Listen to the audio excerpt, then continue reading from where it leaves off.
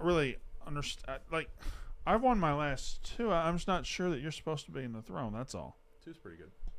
Jake, what are we at recently? So current records on the show are Brandon in first place. Yeah, right. 22, 17, and 2. Sure. Stephen Shea in second place at 22 and 20. Okay. Megan in third place at 20, 23, and 1. Okay. And the chat in last at 16 and 22. Chat kind of stinks. They do.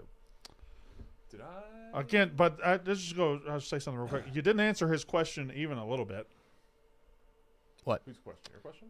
No. Shay asked you, how are we doing recently? And you said you gave the overall records for the show. So I feel like I've won a lot in a row. We got one big Yama. I think you're 3 in a row. If you're 3 in a row, I'm 2 in a row, so you're fine. Yeah, okay. I think he's 3 in a row.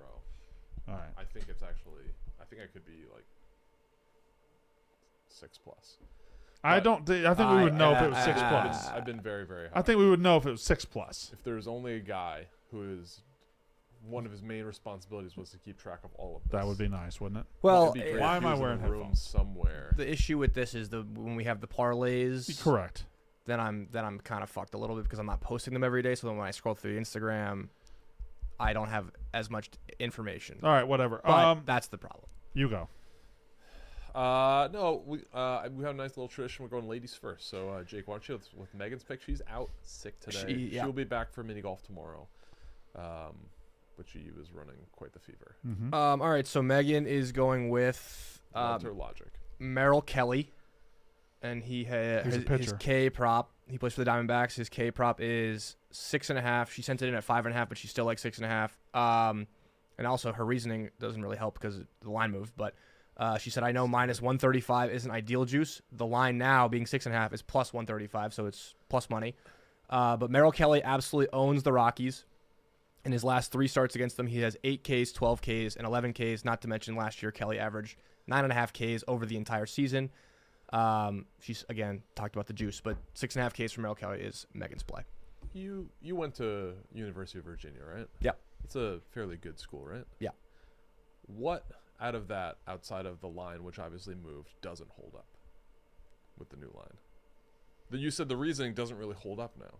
No, I'm saying her. What she was saying was she didn't like giving a pick that had that much juice attached to it, but that is now gone. The odds, you can clearly alter that. Well, but her reasoning was wrong in terms of the pick now, because it's a plus money play versus a heavy minus money play. Yeah, not a great school. But what did I say that was incorrect right there? Well, you were just saying. Well, she kept saying I hate how juiced up the line is on this play, which now it doesn't matter because it's plus money. Strong on that. I love that. I was hoping she was going to ladder this, but I love the 6.5 for our parlay. Brando, welcome back. Oh my God. How okay. Sports entertainment. I like the Magic -3 over the Rockets. That's not my pick. I just want to say that out loud because I know I'm a little nervous about my pick, but I woke up and I loved it this morning. Go with your gut. You're strong in the association. The Celtics -1.5 against the Bucks.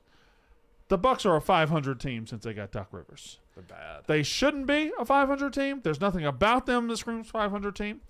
The Celtics, I don't know how much they're playing for at this point. I mean, they're not, right? There's nothing they have to prove. However, the Celtics are really goddamn good. And I'm viewing this as kind of a drop your nuts on the table.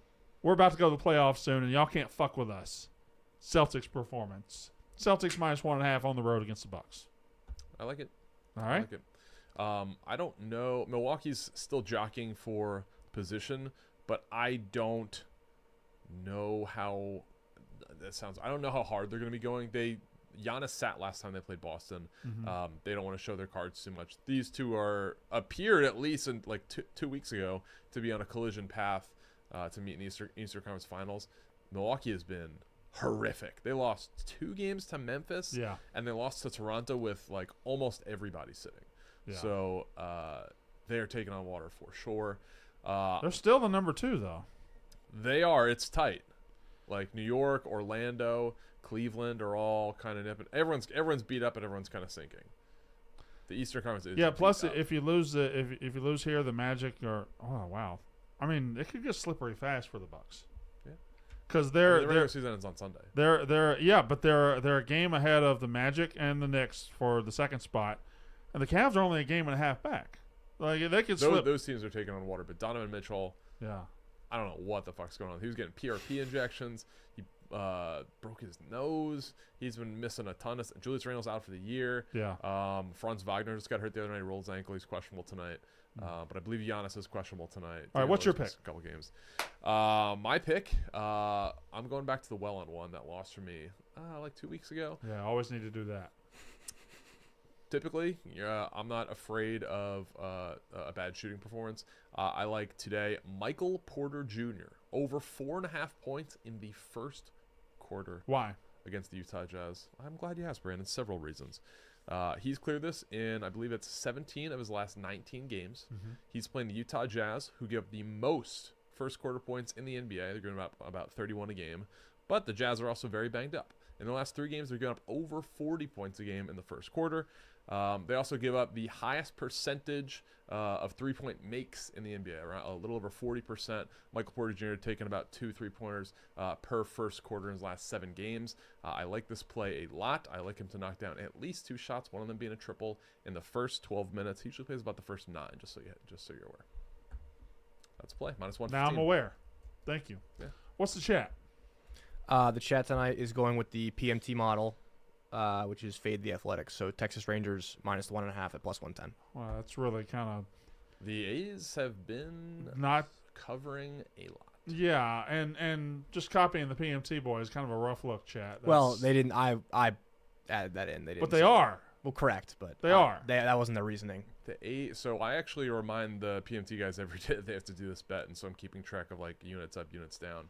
I think it started like 5-1 or 4-1, and they have lost I think like 4 or 5 in a row. The A's won outright against the Tigers yesterday, and then maybe they lost 1-0. They're covering a run and a half. All right, so Megan has Merrill Kelly over 6.5 Ks. I have the Celtics -1.5 on the road against the Bucks. This one right here has Michael Porter Jr. first quarter over 4.5 points. The chat has Rangers -1.5. Mm-hmm. And those are your picks. Yeah, what is the parlay pick? +746. And we hit yesterday, right? We hit a bomb. We hit 8-1 yesterday. Yep. Look at us. Good pick. What was that? Was it like a little Marcus Camby knuckles? Do you remember that? No, I don't. Right. Did he do that? This was the Knicks 2012. This was everyone's in the back of the knuckles. It was kind of a cool thing. Rasheed Wallace. I like that team. Marcus Camby, sneaky career. Are you defense player of the year? Yeah, he was never like a star, but he played 15 years.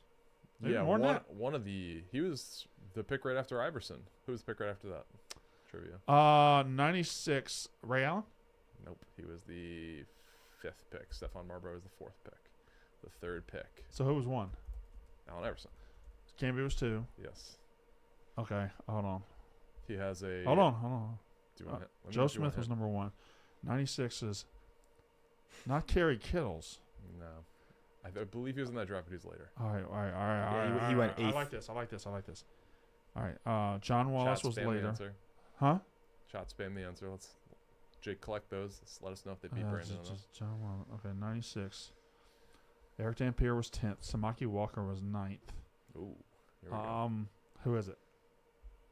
Do you want to give you a hint first? I don't. Okay. Sharif Abdul Rahim. Yes, from Marietta, Georgia. Mm-hmm. For a Southern guy. His son is a high-level talent right now. Oh, yeah. All right. That's quick picks. Brandon, did you have fun this weekend? I did. Nice. Glad we talked about that. Cool. Oh, boy.